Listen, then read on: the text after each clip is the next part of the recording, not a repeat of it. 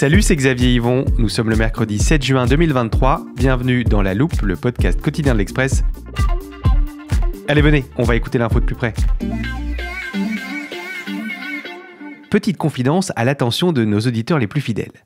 À La Loupe, on tient un classement de vos épisodes préférés. Et il se trouve qu'en immense majorité, ce sont ceux qui, depuis plus d'un an, traitent de la guerre en Ukraine, qu'on y parle des manœuvres sur le front, des personnalités importantes dans chaque camp, ou encore des conséquences sur le prix de notre énergie.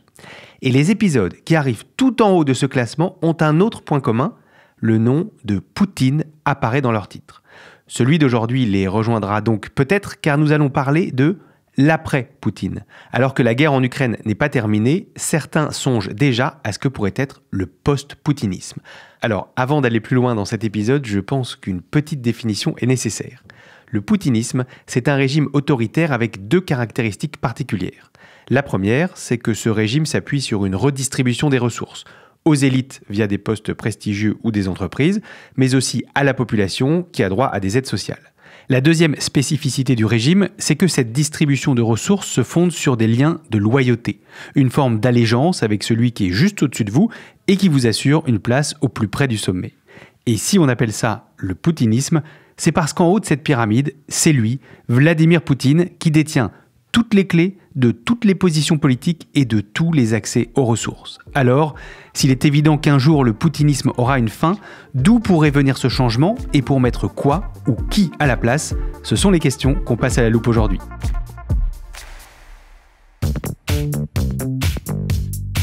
J'avoue que cette définition, je ne l'ai pas trouvée dans un dictionnaire, mais elle m'a été donnée par une spécialiste du sujet qu'on a interrogée il y a quelques jours. Anna Colin-Lebedev, maîtresse de conférences à l'université Paris-Nanterre. Je travaille sur les sociétés post-soviétiques. L'expertise d'Anna Colin-Lebedev va nous accompagner tout au long de cet épisode. Et j'accueille en studio Charlotte Lalanne, journaliste au service Monde de l'Express. Salut Charlotte. Salut Xavier. Tu as travaillé sur ce vaste thème de l'après-Poutine et tu as notamment interviewé Andrei Yakovlev. Il est professeur d'université en Russie, exilé aux États-Unis. Et j'ai noté une phrase très forte dans cet entretien. La Russie est déjà en guerre civile. Qu'est-ce qu'il entend par là ?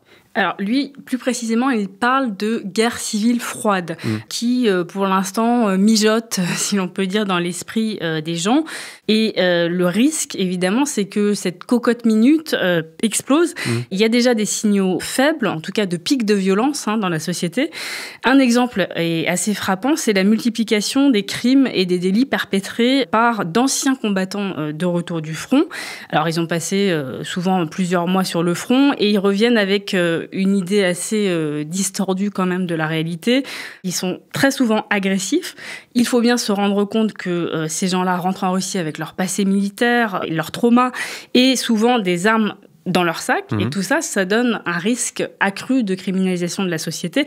On l'a vu dans d'autres guerres comme après la guerre de Tchétchénie où il y a eu une dissémination des armes importante. Et là, évidemment, c'est aussi le risque. Autre signe inquiétant, c'est la multiplication des milices privées dans les entreprises, donc qu'elles soient publiques ou privées, elles font appel de plus en plus à des milices. Et pour Andrei Yakovlev, que j'ai interviewé, ça aussi c'est un indicateur, cela montre que les patrons, les dirigeants redoutent l'explosion en fait. Et cette tension que tu nous décris au sein de la société russe, est-ce qu'elle est une menace pour le poutinisme ? Alors certains le pensent, comme justement Yakovlev, d'autant que la guerre en Ukraine, elle accentue la fracture sociale. Quand ces soldats étaient au front, ils percevaient des soldes assez exorbitantes par rapport aux standards russes. Pour te donner une idée, un soldat participant à l'opération militaire spéciale, entre guillemets, reçoit en moyenne 200 000 roubles par mois. C'est à peu près 2 500 €. C'est plus de 3 fois le salaire moyen en Russie. Or, quand ils reviennent en Russie, leurs employeurs ne leur font pas un pont d'or. Ils leur offrent le même salaire qu'avant. Et puis ces militaires reviennent et ils voient que les Russes fortunés, eux, vivent leur vie presque comme avant, dans les grandes villes comme Moscou, où les classes supérieures vivent comme si de rien n'était. Les bars, les restaurants sont ouverts, sont pleins. Là, on peut faire une autre comparaison, cette fois avec la situation de 1917, au moment où les paysans de retour du front se sont retrouvés à cohabiter en Russie avec les classes plus éduquées qui, elles, n'avaient pas du tout vécu cette réalité.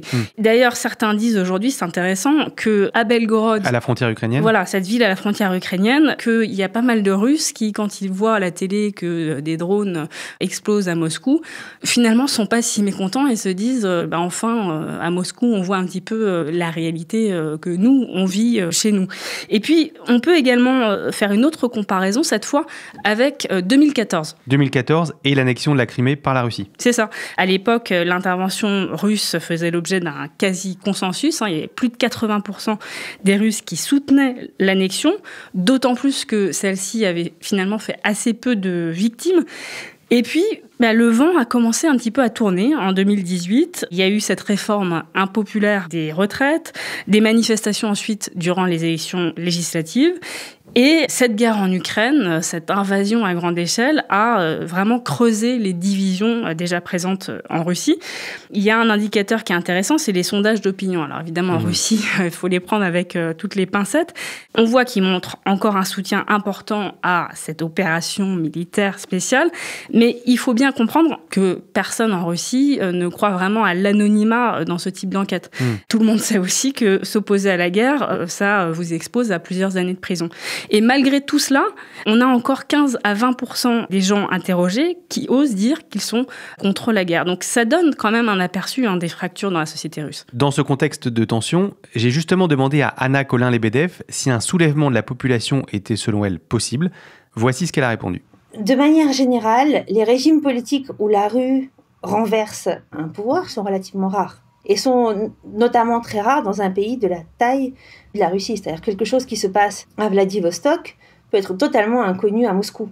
Ce que l'on observe aujourd'hui, et là on est dans la continuité de ce que sont les pratiques de Russes depuis des décennies, on observe de multiples stratégies de survie et d'adaptation. Et on est dans une situation où les citoyens russes ordinaires sont convaincus que de toute façon, leur pouvoir est quasiment nul face à cette situation. Donc, qu'est-ce qu'on fait quand le risque est grand et quand le pouvoir d'agir sur la situation est nul ? Soit on s'en va, et un grand nombre de Russes l'ont fait, soit on s'adapte activement, c'est-à-dire en participant à l'action, à la propagande. L'idée, c'est que, vous voyez, quand un bulldozer vous arrive dessus, il vaut mieux être dans la cabine que sous les roues. Soit en se cachant, en se faisant tout petit, en espérant que le bulldozer passera à côté.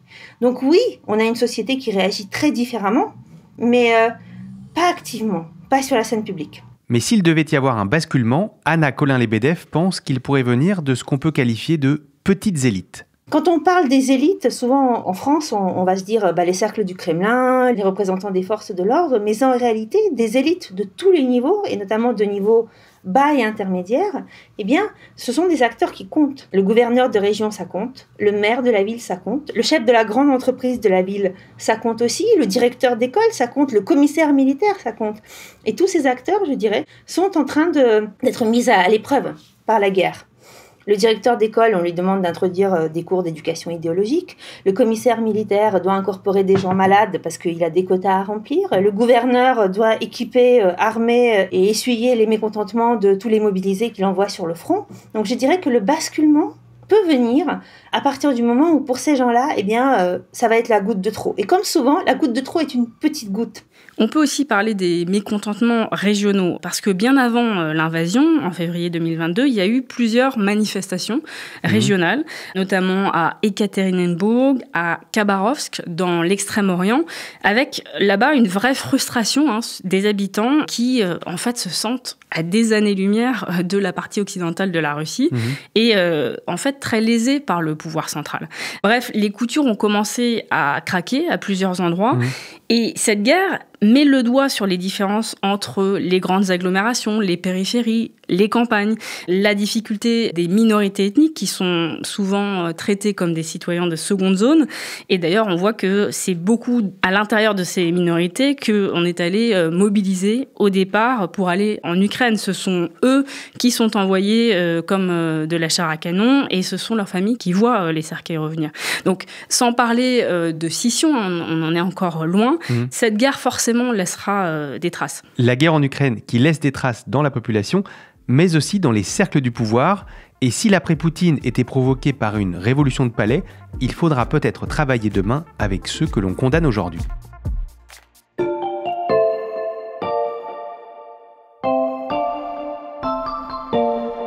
Xavier, tout à l'heure, tu citais l'expression d'Andrei Yakovlev de guerre civile. Il a eu une autre formule assez forte pendant notre échange. Selon lui, la Russie bascule dans un modèle iranien. Un modèle iranien, c'est-à-dire ? Des sanctions de plus en plus fortes, un vrai embargo, un isolement croissant. Et comme en Iran, de plus en plus de privilèges qui échappent aux élites, donc la haute administration, les oligarques, les hommes des services de sécurité, qu'on appelle, les siloviki. Voilà, les siloviki. Tous ces gens-là, en fait, sont assez lucides sur ce qui se passe et ils vivent très mal cet isolement. Et ce glissement vers un modèle iranien, ça pourrait pousser les élites russes à chercher une alternative au régime actuel ? Peut-être. En tout cas, beaucoup ne rêvent qu'à une chose, c'est à retourner à leur vie d'avant, faire leur business comme avant. Alors bien sûr qu'en 2014, il y a eu déjà un régime de sanctions, mais il était beaucoup moins sévère qu'aujourd'hui. Et surtout, aujourd'hui, on a cette impression d'être dans un tunnel dont on ne voit pas le bout.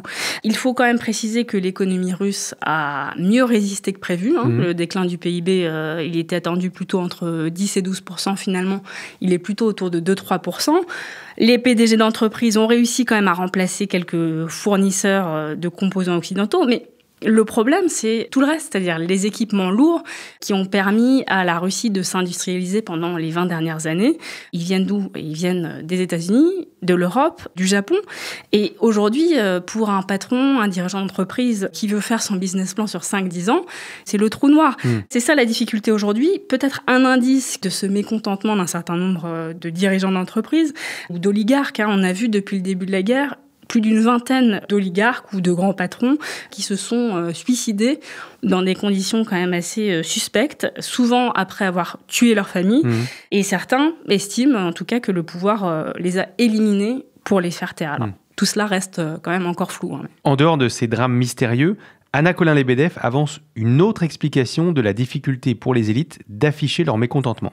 D'un côté, on a un pouvoir très répressif, et je dirais chaque pas de côté va signifier pour les élites russes la perte de ce qu'ils possèdent en Russie. Et de l'autre côté, ce pas de côté et l'opposition politique, elle n'est pas forcément récompensée sur la scène internationale. C'est-à-dire qu'avec le régime des sanctions, on n'imagine pas ce que pourrait avoir à gagner aujourd'hui celui qui, je dirais, seul chercherait à renverser le régime en place. Aujourd'hui, la défection a beaucoup de coûts, un coût très élevé pour les personnes à l'intérieur du pouvoir russe, et relativement peu d'avantages.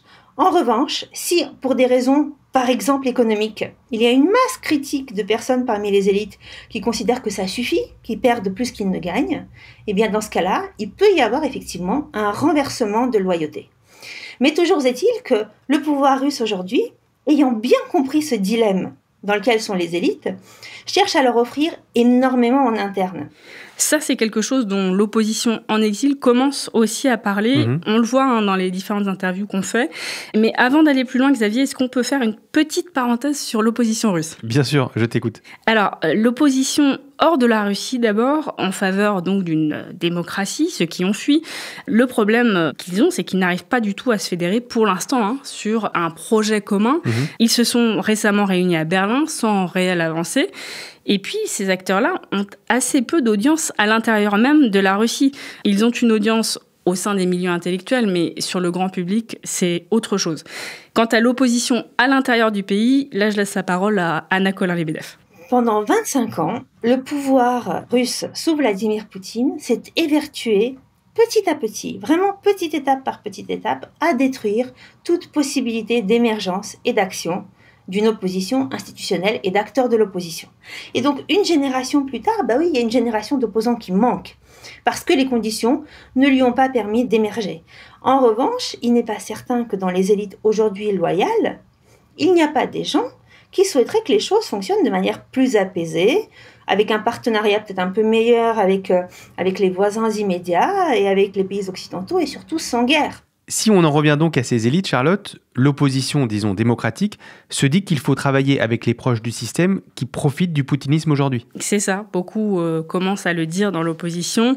Sergueï Gouriev, cet économiste, Mikhail Khodorkovsky, l'ancien oligarque emprisonné par Poutine pendant 10 ans, qui vit maintenant à Londres. Par exemple, pour la première fois, Khodorkovsky a fait un aveu sur sa chaîne YouTube il y a quelques semaines. En gros, il dit qu'il faut se rendre à l'évidence que s'il y avait un jour, dans un avenir pas trop lointain, des élections libres en Russie, le mouvement des libéraux démocrates totaliserait 20% des voix au maximum. Donc plutôt que de prétendre directement au pouvoir, cette opposition pourrait peut-être, dans un premier temps, peser, avoir de l'influence sur ceux qui seront en poste peut-être demain, qui seront sûrement des membres de l'élite actuelle. Il semblerait qu'il y ait déjà des discussions, évidemment dans le plus grand secret, entre des membres actuels de l'élite restés en Russie et des Russes en exil. Donc il y a quand même une porosité. Toute la question, c'est de savoir comment on offre des garanties à ces membres actuels de l'élite, qui sont pas tous très recommandables, mais dans l'espoir, qu'ils puissent à un moment faire basculer le système. Évidemment, c'est un sujet très tabou. Il y a la question quand même de l'impunité de ces gens-là, mais en même temps, ces membres de l'opposition à l'extérieur, ils disent il faut bien commencer à reconstruire quelque chose. Tout cela pose une question. Peu importe qui renverse Poutine, ce qui compte, c'est pourquoi faire ?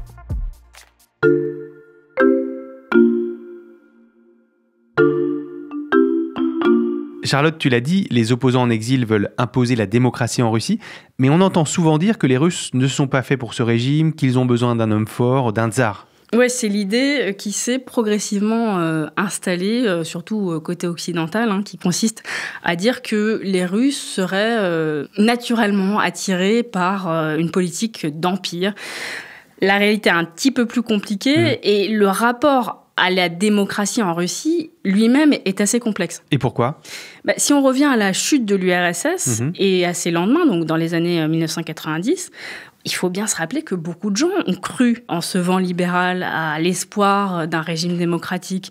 Mais leurs espoirs ont été douchés. Les réformes libérales ont été d'une violence incroyable pour beaucoup. Le pouvoir s'est révélé incapable de concevoir une solution durable au conflit tchétchène. La transition à l'économie de marché, elle a été ultra brutale et cela a conduit en fait à un désastre économique et à une explosion de l'inflation. La difficulté aujourd'hui pour les leaders libéraux qui sont à l'extérieur, c'est d'intégrer cette donnée, de se rendre compte des séquelles qu'ont laissé cette période. Mais Charlotte, il reste des traces de cette période d'ouverture démocratique. Il y a des élections en Russie, par exemple pour le président, même si souvent on en connaît le résultat à l'avance. Oui, c'est tout le paradoxe. C'est que souvent les dictateurs continuent de vouloir maintenir une démocratie formelle, ce qui montre bien qu'il y a un réel attrait populaire pour cette forme de régime. Mais la démocratie libérale, au sens où on l'entend avec une séparation des pouvoirs, des contre-pouvoirs, un système de contrôle entre ces différents pouvoirs, évidemment, on en est très loin en Russie. Ce que me disait Yakovlev, c'est que il suffira plus maintenant de juste vendre la démocratie aux Russes. Il faut aller plus loin, il faut leur proposer un autre futur. Évidemment que les gens aspirent à avoir des élections libres, mais ils voudront aussi des réponses concrètes sur le modèle de la société de demain. Merci Charlotte pour ce petit cours d'histoire et de droit constitutionnel. Avec tout ça en tête, vous allez mieux comprendre, chers auditeurs, la réponse d'Anna Colin-Lebedev sur l'instauration d'une démocratie en Russie. On peut se dire que le post-poutinisme peut être un régime qui n'a pas forcément une préoccupation pour les droits de l'homme ou pour la démocratie, mais qui va avoir des priorités différentes, qui peut par exemple avoir une priorité sur le bien-être de la population et la protection de la population, plutôt qu'une priorité donnée à l'influence géopolitique, ou alors, par exemple, un pouvoir qui considérera que c'est important de conserver le contrôle, mais que les relations pacifiques avec le voisinage, c'est bon pour le commerce. Est-ce que ça nous suffira pour dire qu'il s'agit d'une démocratie? Peut-être pas.